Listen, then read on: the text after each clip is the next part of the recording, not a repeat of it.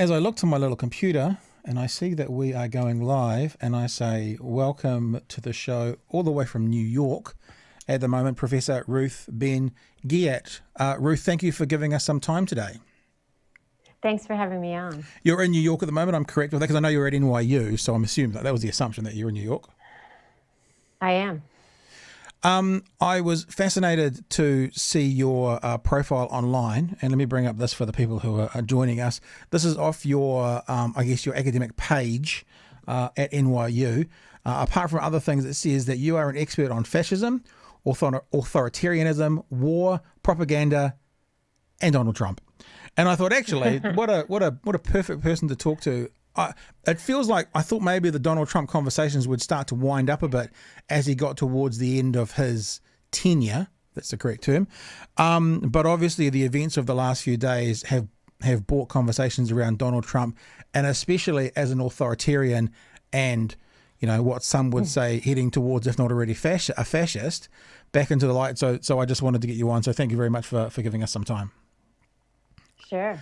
I also really am interested because on your Twitter bio, as I look up and read, in fact, I'll show people your Twitter bio as well. It talks about Trump in historical context from your book, Strongmen, Mussolini to the Present. And I think that that's really interesting as well, because unless we provide a current context to what we're talking about, it's hard to compare to what we're actually seeing. Like, what does a fascist look like today versus in the 1940s versus beyond that? So for all those reasons, I'm very, very happy to hear from you.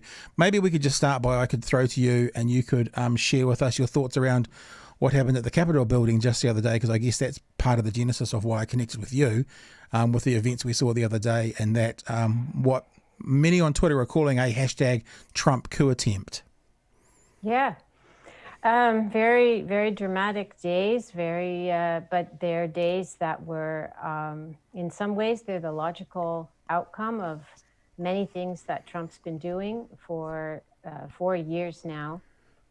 One of them is, you know, when he was still a political candidate, he started signaling to these extremists, retweeting neo-Nazi memes, you know, making it very clear that he was going to have a very different attitude toward them. And of course, in 2017 in Charlottesville, I'm sure that these neo-Nazis were very surprised to hear themselves described as very fine people by the President of the United States. So he's worked very hard to legitimize extremism. And in my book, Strongmen, which puts him in historical context, this is one of the things that happens over and over again with right-wing authoritarians, the first one being Mussolini. They come on the scene and they end up legitimizing and kind of giving a focus to existing anti-democratic and extremist tendencies. And so this is what he's done. And the other background thing of what happened with this armed assault on January 6th was that Donald Trump's personality cult, part of it is that he's a victim, right? He's the victim of the deep state and conspiracies and the press, and he's whining about being a victim constantly. But when you think about like authoritarian leader-follower relationships, this was like an emergency for these armed extremists. And so this was an attempt to kind of rescue him. And because he presents himself as a man who has been robbed of something that's rightfully his. And so they were going to come in an armed assault and make sure that he could stay in office. So it's pretty incredible. You mentioned, the Charlottesville, when he talked about very fine people on both sides. I don't know if that's a direct quote, but it's pretty close to the direct quote. And of course, in the weekend, we also saw him, in the last couple of days, we also saw him when he finally came out talking about people should leave quietly and peacefully. He said, "We love you." You know, so he spoke to these people and he actually said, "You're very special." I think when it seems he's speaking to that audience, it seems that he's quite calculated and he knows what he's saying. I'm wondering, and I've wondered this his whole presidency, and maybe you can put this to bed for me.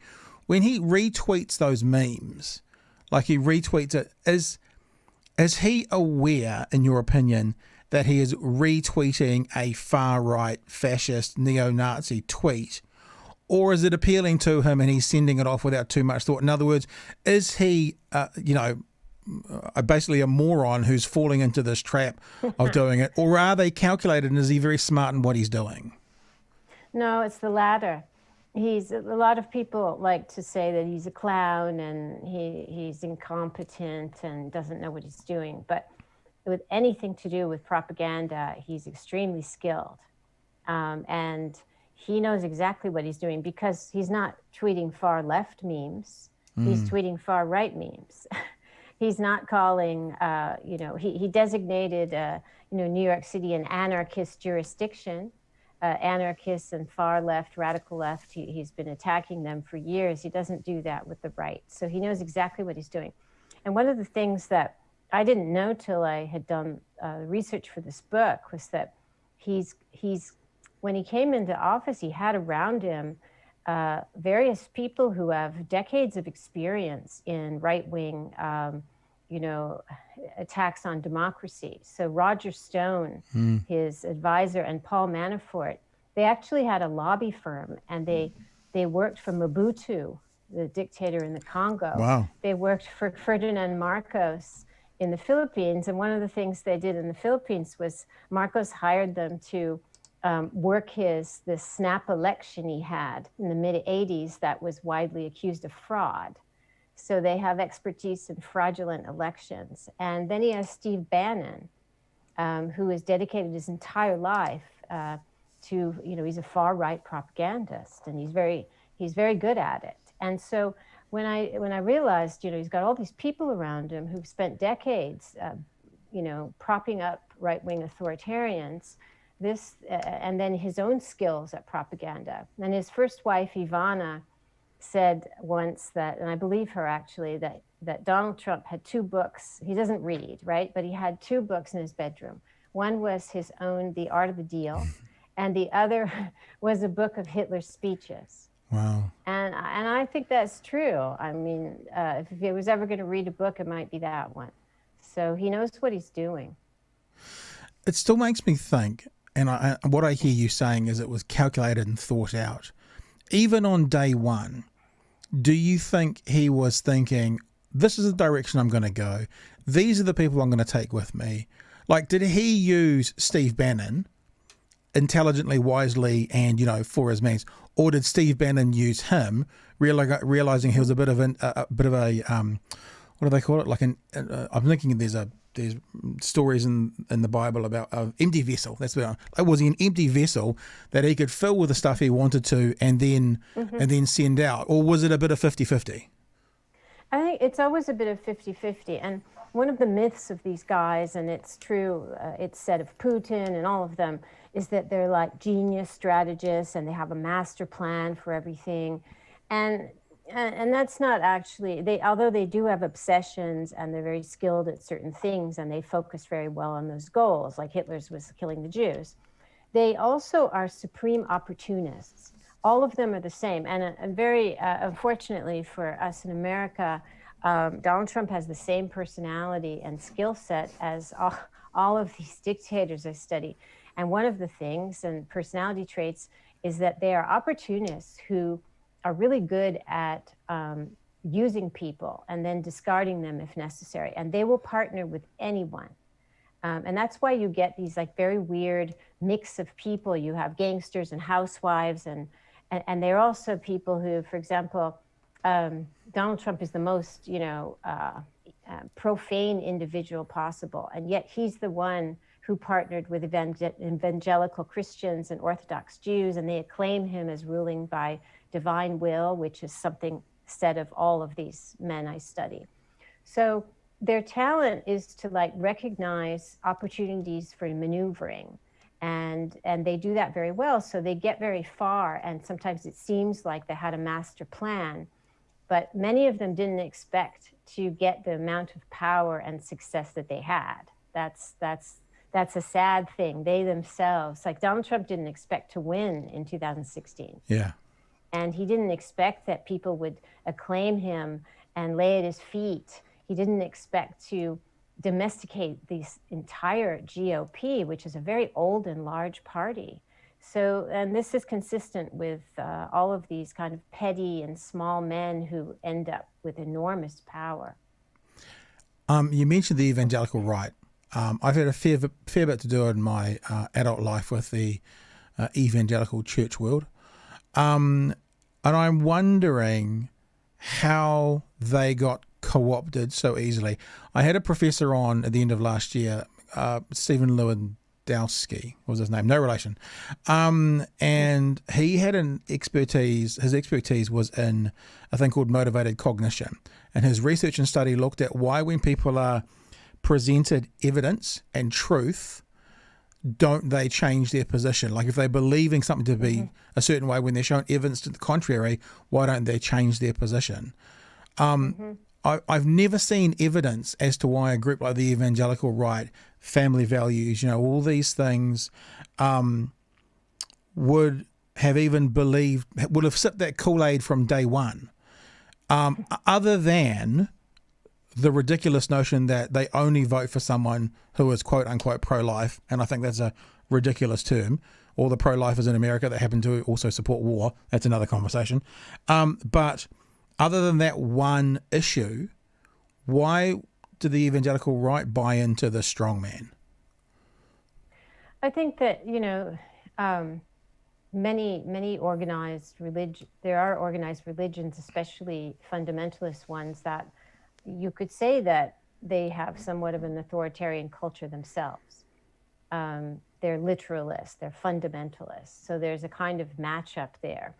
In the case of Trump, he's actually delivered to them, because I really see Trump as a kind of right-wing counter-revolutionary. He wanted to undo everything connected to Barack Obama, and he channeled, a lot of times these men, what my research shows is over and over again, they have success in a society when there's been a lot of social change, a lot of gender emancipation, racial equity. It depends what that means in that society, maybe ethnic minorities, et cetera. And this is what had happened under Obama. And so Donald Trump comes up and says, and there's secularization. So he comes up and says, no, we're going to turn back the clock. He kind of scanned the market, and he said, he's always been a racist. But so racism, he's going to partner with people who, not just Christians, but people who, like William Barr, thinks there should be a kind of theocracy, a white Christian theocracy. He's Catholic. So all of these different, but what they have in common is this kind of white Christian hegemony that has to be protected. So he's really delivered for evangelicals, because he's managed to have appointed all these judges who are sympathetic to their views. So pro-life is just one part of it. It's a whole sweeping reform of civilization, and the code word is Western civilization, right? In fact, we haven't even begun to digest in the States the amount of damage that he has done and the amount of changes he's done. So, for example, in government, there's an Office of Civil Rights, and it used to be civil rights as in racial equity. Now civil rights is defined as defending the rights of Christians who, don't want to be forced to give contraception, or don't want to be forced to sacrifice their own religious freedom. That is how civil rights are defined in the Trump administration. So that's just an example for you. What's the name of that company? They're not in New Zealand, but they do like knickknacks, and they do, people who want to do scrapbooking go there. There's the owned by Christians in America. It was a very big case over there where it was that sort of thing. I don't remember. I can't think of the name of them. I'm interested still with the evangelicals, because when he declares Jerusalem to be the capital of Israel, when he does all these things, there's people of particular ideology jump up and down in success, but on day one, pre-day one, where he's talking about grabbing people by the pussy, when people are coming out, whatever it was, 16 sexual assaults against him, all these things. I'm not asking you to speak on behalf of them, obviously, but as an academic who's been looking into this, how can anyone who has a supposed outlook on the world where we look after the widows and orphans, and we have family values, look past that and kind of go, well, that still works for me? I've never understood it.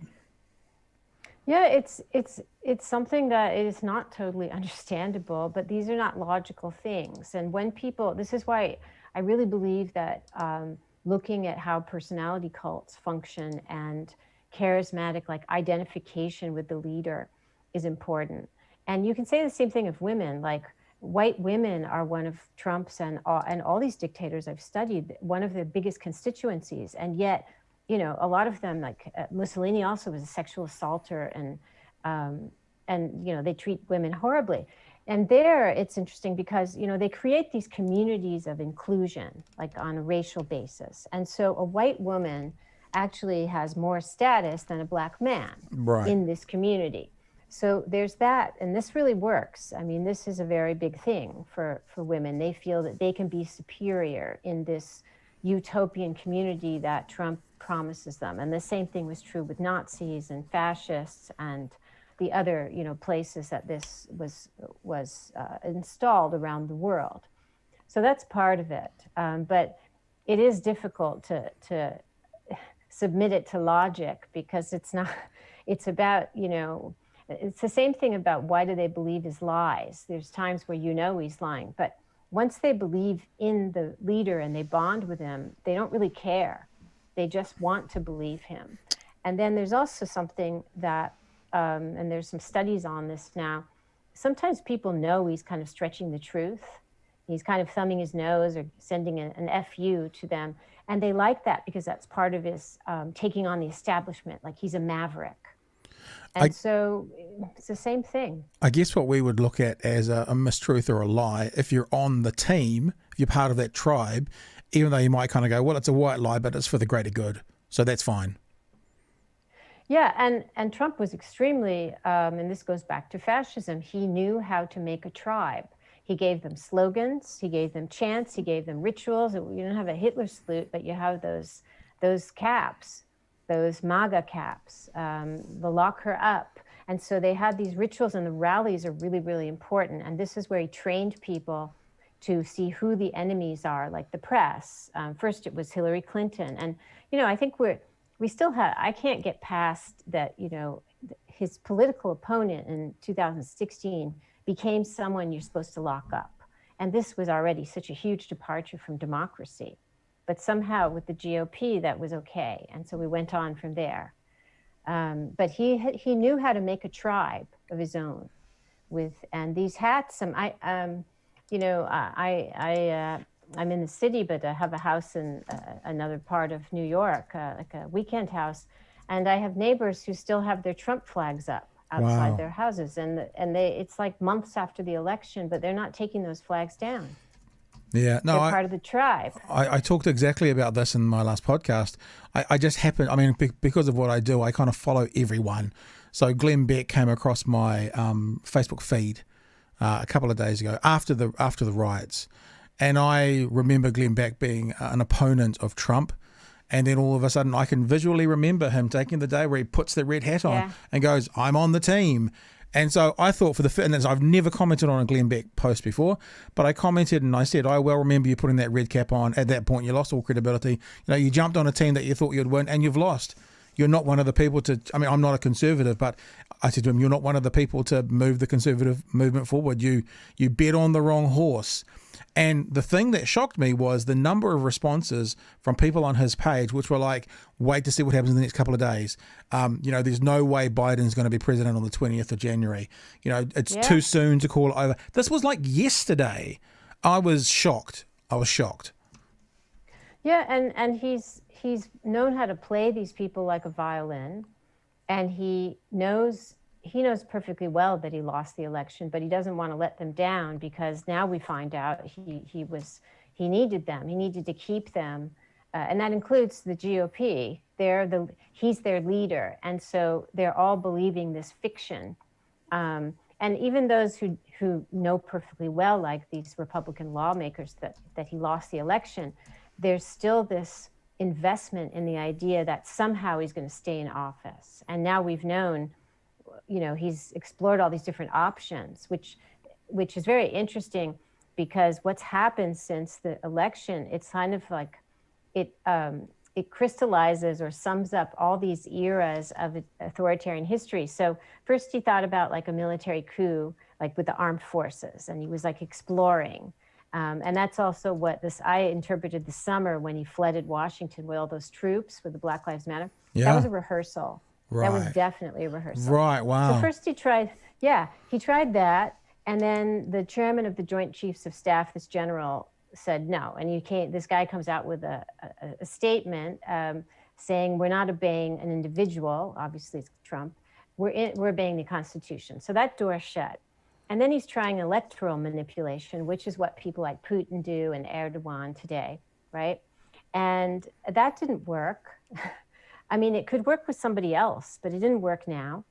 And so then he had like this kind of fascistic paramilitaries, and he called them to come and save him. And so it's pretty incredible. But all this time, it's been months since the election, he's been stringing all these people along. And it's because he knows how to do that. And I'm also thinking about his opponents at the 2016 election. I saw a thing, I think it was on CNN in the last 24 hours, that's basically saying, Lindsey Graham, Marco Rubio, these people, they know best what Trump's really about, and they played all the comments that they said to him about him when they were running against him in 2016, and they're all spot on for today. So I'm interested to find out as well about the strongman. Is all these people like Lindsey Graham, like Ted Cruz? He called Ted Cruz's wife ugly, and his father one of the people who helped kill JFK. Yeah. And then I'll never forget, whilst Trump was then trying to win 2016, there was this photograph of Ted Cruz doing phone banking for Donald Trump, looking like, I don't know, the only thing I can think of is, and it's a horrible thought, but when a dog gets abused and it's down and its eyes are down and its ears are down, and he kind of looked like the human, even down to maybe the beard, the human version of that. And all these guys just, pardon the pun, but got in lockstep and rode out the next 4 years. And now they're all trying to rewrite the history books and go like, nothing to see here. We weren't involved. Yeah, it's been quite a spectacle of conformism. In fact, I added a chapter to the book on corruption because I should explain each of the chapters. So it's about the toolkit of these strongmen, and it's propaganda, corruption, violence, the myth of national greatness, and machismo, right? So virility. But each one goes over 100 years. So you see what has changed and what stayed the same. So the corruption chapter isn't, it's about financial corruption, but it's mostly about moral corruption. Like, how do you get people to end up like Ted Cruz or worse, right? And so one of the things that, people think authoritarianism is about obeying orders, because you see the people at the rallies and the Hitler salutes. But it's also about people like, and this is very, I think, true of Lindsey Graham and Ted Cruz, they get very entranced with the idea of breaking the law. And when you have a lawless, Donald Trump is a criminal. And when you have a lawless person in power who legitimates breaking the law and getting away with it becomes a positive value. He gets away with grabbing private parts. He gets away with tax fraud. And so I think that people like Lindsey Graham became liberated. And it was very exciting. And I also think that's true for William Barr, who politicized the Department of Justice in a terrible, terrible manner. And if you read William Barr's speeches to the police, it's like Pinochet in Chile. It's the same rhetoric, so really scary individuals. But I think they were liberated by this ethos that you could break the law. And that's one of the, quote, accomplishments of Trump is to enshrine this culture of getting away with it. And this very much obviously connects to January 6th, where that's why I say it's a logical outcome of what's been going on. But the individual journeys of these politicians to being lackeys and subordinates with no self-respect is a really sad spectacle. I wrote a piece on the 10th of January. Well, it's not really a piece. It's on my Facebook page, but it's a post on my Facebook page. And I won't read the whole thing. But it's talking to kind of the enablers of Donald Trump. And I painted the picture of a road trip. Several cars going on a road trip, cross-country road trip, whatever. The trip's hundreds of kilometres. You know, you're driving one of the cars. You know, all the people in the cars are connected by their cell phones. Everyone on the road trip's taking kind of some silly, dangerous risks. But the person who's leading the road trip is by far and away taking the most risks. And in fact, during that road trip, he's caused a few incidents, a few minor accidents. But all the other drivers of the cars are all saying, you know what, you're brilliant. You're the perfect driver. You should be a professional driver. And then what happens is, 2 kilometres before the end of this long road trip, there's a massive accident that this leader of the road trip causes, and 5 people die. And then all the other drivers of the car, well, I'll read this bit out to make sure I get it right. It goes, then you begin to chastise his driving and espouse the virtues of being safe on the road. You become a poster child for how important it is to drive defensively and be courteous to others on the road. You claim you've always believed this. To all the politicians, advisors, staff, media, social media platforms, because I think there's a big question and thing to answer there as well, because if he was dangerous enough to ban a week ago, he was dangerous enough to ban a year ago. Anyway, and public who have been on the road trip with Trump, you don't get to rewrite the history of the road trip and the danger you helped cause all the way along the journey. Yeah, that's pretty much it. And that's the way I thought about the enabling of, and now all there's these, Senator Lindsay's who are going, well, I've always been for free and safe driving, when he hasn't. He hasn't. Yeah, and this conforms to the most interesting chapter of the book I wrote was the endings chapter, which is what happens when these guys are going down. And there's a phenomenon called elite defection, which is when, so these elites like Lindsey Graham, I wanted to say before, when they make their bargains, their deals at the beginning with the leader, and it's a mutual using, right? But once they make these deals, they stick with this leader through thick and thin, no matter what he says or does. Impeachment, coronavirus mismanagement, even sedition for some of them. They just stick there. And then what's been so interesting to see is people like Mike Pence, the vice president, and Mitch McConnell, they finally woke up. But it wasn't really waking up in terms of getting a conscience about democracy. They only got scared because they were in a situation where their personal safety was threatened. So somehow it became real. It affected them. And this corresponds to these are not perfect analogies because it's but the psychology is the same, which is incredible. So in history, like all the things that these dictators did, it's only when, for example, in Italy, like it was only when the Allies were bombing and these people's personal safety and they realized they might lose the war that they finally defected and tried to they tried to remove Mussolini. They did remove him in 1943 because the Allies had landed, but it took all this time. And it's been really interesting because Donald Trump didn't succeed in destroying democracy. But all these dynamics have been played out for everybody to see that are typical dynamics of when you have an authoritarian type leader. And so now all these people are trying to claim that they were always against him, and it's just not going to fly. So I'm really interested in your analogy because I would think in Italy in the 40s there would have been some citizens who from day one would not have been for Mussolini. Oh yeah, there was a huge anti-fascist movement. So therefore, those people already exist in America.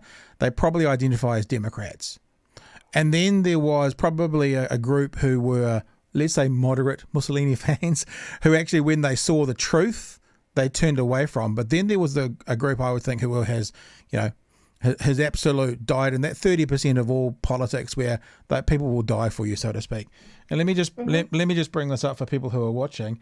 Then what happens is you get to this stage at the airport when you're a supporter of Donald Trump and you have upheld Donald Trump for 4 years by the name of Lindsey Graham. And so Mussolini supporters become Trump supporters who are now turning on the very person who has actually enabled Donald Trump for 4 years, screaming traitor at him. So most people have seen those images, but what I'm interested with the comparison is, where are we in the Mussolini story? When you said in 43 they finally turned against Mussolini, was that everybody, or were these lunatics, the Mussolini equivalents, still there for him? Or does that mean there's still a journey to go in the American story before everyone turns against Trump?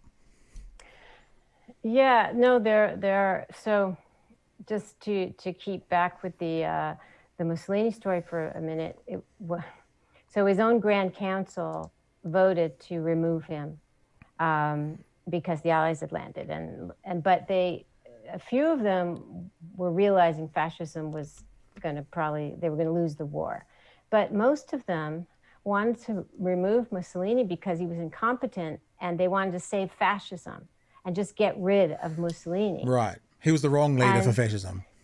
So I tweeted this a couple of days ago, and then I retweeted it today because indeed, here comes Mitch McConnell, and he says, well, we can just purge Trump.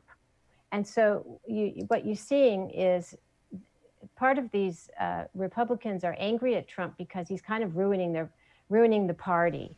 And I don't mean the GOP, I mean like the celebration party, because he overplayed his hand with this armed assault, and he showed up. It was as though he showed up the real violence and illegality. It was like the gloves were off. And so Mitch McConnell wants him out so that he can preserve all the white hegemony work and all the things that Trump gave. They made a huge amount of progress. Again, this evangelicals and all the protections.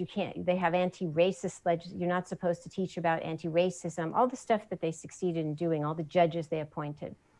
Mitch McConnell wants to get rid of Trump now so that he can save this. So it's like the people who want to get rid of Mussolini to save fascism. So we shouldn't think that they're all of a sudden waking up. And so, yeah, we have some journey to go. I mean, there is support building to impeach Trump, but there's a nucleus of GOP, senators and congressmen who are still for Trump, and there's certainly many voters. The polls show that something like 40% of Republican voters were approved of this assault on the Capitol, which is very frightening. Do you know who Chris Liddell is in Trump's administration? No. He's working in his administration as the White House Deputy Chief of Staff. He's a New Zealander. And he's working in there. And so, for a long while, New Zealand was like, well, we've got someone in the White House, even though New Zealand doesn't really, align itself with Trump, so to speak. I'm interested in your take on this. We have a parliamentary system, much like Canada does. We've got 4 or 5 parties that make up government. We have 2 parties on the right, the National Party, which would be what you'd consider perhaps the Republicans, and then we have the ACT Party, which would be sort of the Tea Party movement. Not as I can't think of polite words. Not as nutty, but in that sort of vein of politics.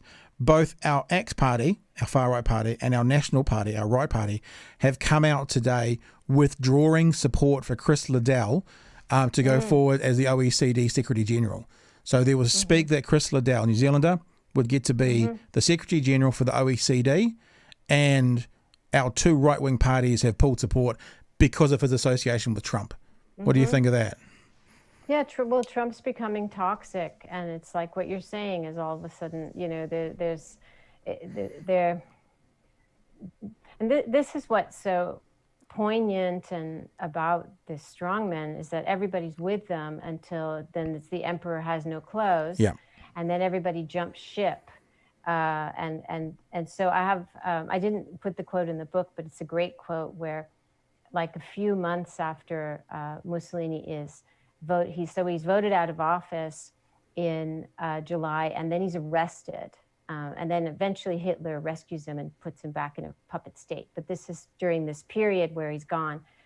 And this big intellectual said in his diary, almost no one speaks of Mussolini, not even to curse him. Wow. It was like everybody wanted to forget about him, so they didn't have to think about their responsibility that they had, or the way they supported him.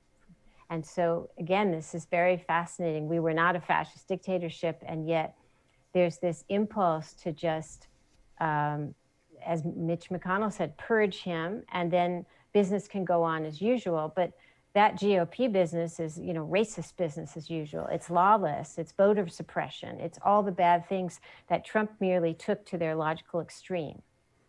So I'm hoping that people don't fall for this, because what we need after Trump is a thoroughgoing, you look in the mirror and see who the GOP really is. And we have to work very hard to protect democracy, because the GOP is a far-right party. They're not really interested in democratic methods anymore. So if they think that just getting rid of Trump is the solution, this is not right.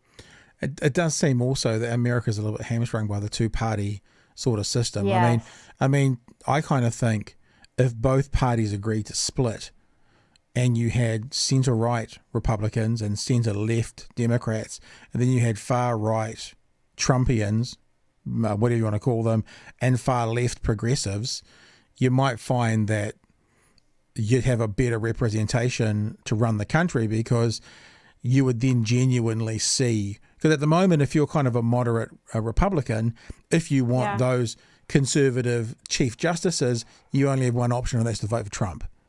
So it seems that duopoly is a real hindrance to true representation. It is. It's also, and we've seen how it's supposed to be, about stability, but it's actually dangerous, because somebody can come along like Trump and just hijack the party. And then we've had this kind of split where you have these, they call them never Trumpers, and they've left, but they don't have anywhere to go. Yeah. Because we're stuck with these two giant parties, and America is a huge country. And so it's not, I'm used to studying European and other, where it's not like that. It's much more flexible. So we'll see. One thing I always say is that these strongmen are it's like when they appear, they're like an earthquake. And so they deepen existing fissures, but they also throw everything up into disarray. And many times the parties that back them don't have a very good ending after them. They don't stay the same. So we could see a split in the party, in the GOP. It's not clear what's going to happen. It is also interesting to see in the last couple of days, money drives so much politics in America, and that some, Fortune 500 companies have said we're not going to put money towards some of these candidates who have been enabling, my word, not theirs, but enabling Trump for the last while. But I still think there's very much an appearance thing at the moment. So they'll do that for a few months. Biden will come in, things will calm a little, and then they'll go back to funding Ted Cruz, because they want to get their 3% tax cut on their $1 million+ a year. Hey, look, now I said I know we said we'd do around 40 minutes or so, but I'd really just like to know from you if you've got any perspective or opinions on where to from here. So we've got a really big day in the world, which is the 20th of January, 21st January New Zealand time, watching the inauguration. Do you have concerns for more fascism, outbursts of fascistic groups like we saw on the 6th? And what about moving beyond Trump's presidency into Biden's? Is Trump still going to be in a position of being a strongman and rallying that? It's not the full 30%, but let's say 10 to 20% of Trumpians around him to cause disruption and problems. Yeah, I think that's accurate. I'm worried that we're in for a very unstable period, where Trump could actually be, when he's unleashed from the White House, he could actually be very effective as a kind of agitator, working with these extremists inside government, outside government. And we also, I think, are in, January 17th, there's a, quote, armed march that's planned for all 50 states, marching on all the 50 capitals. of the same groups of before. And one of the things that's coming out as investigations are done about this day, who was in these, it's easy to look at the people in animal costumes and think that they're these outliers. But the more that we find out, there were, members of the military, there were police officers, there were perhaps some firefighters we're hearing about now. There were Republican donors, there were Republican officials. So it's inside the institutions, the threat. There's a huge extremism problem inside our institutions.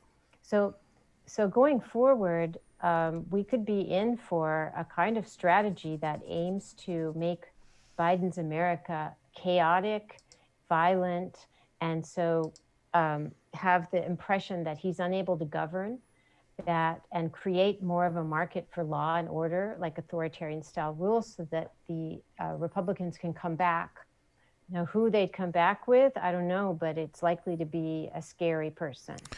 And the thing looking from the outside in as well that makes it scary is, when Obama was in, and I said this the other day to Professor Patman, when Obama was in and the GOP lost female vote, the minority vote, and the youth vote, I said very confidently, GOP's out for 6 cycles. Who knows? It's going to be forever before they can overcome that. Very next election, they overcome it. It's just, and so to think about that this GOP is now going to change and be a different party and perhaps that, but I thought that with Obama and they came straight back. So who knows what's going to come next? It likely won't be very good for democracy, because one of the lessons of Trump is that, authoritarianism sells. I mean, he got more votes in 2020 than 2016. And everybody, other politicians are watching this. They're not going to, there's only one Trump with his background in entertainment and is talking about loving everybody.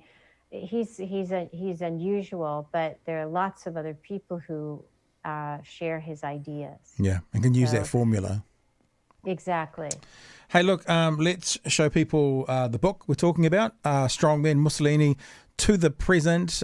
Ruth Ben-Ghiat, BenGhiat.com/strongmen is a good place to go and find that. Also at Ruth Ben-Ghiat on Twitter as well is an interesting and easy place to find you and see your commentary that goes up there. Or keep an eye open. I've seen you a few times on CNN and floating around other places, chatting wise words to people. Thanks so much for joining us today. I really do appreciate you giving us some time. I know it's late over there for you, but it's been a real pleasure talking to you. And I really do appreciate in this time of American crisis, and as we've always said, when America sneezes, the world catches a flu, so it does impact the rest of us as well. I really appreciate you giving us some thoughts today. Thank you.